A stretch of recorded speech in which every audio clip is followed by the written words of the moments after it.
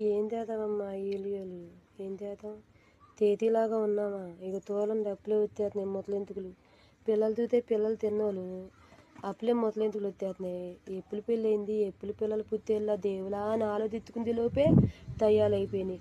ఇవైనా అనుకుంటాయా అని అంటే లెగితాలుతున్నాయి. ఏం తెయ్యాలో అర్థం కాలేదు అసలుకి. ఈ ఒక్కదానికోసం లంగైతే అమ్మో అన్నీ తయ్యాలైపోయి నుంచుని కూర్చుని తోతాయి. ఏం చెయ్యాలో ఏమీ అర్థం కావట్లేదు. చూతేలా ఎందుకో వచ్చేసింది. పిల్లలేమో తిన్న పిల్లల ఈ ముసలింతలు తిన్న వయసులో కల ఈ ముసలింతలు ఎందుకు వస్తున్నాయో దేవులా అనేది.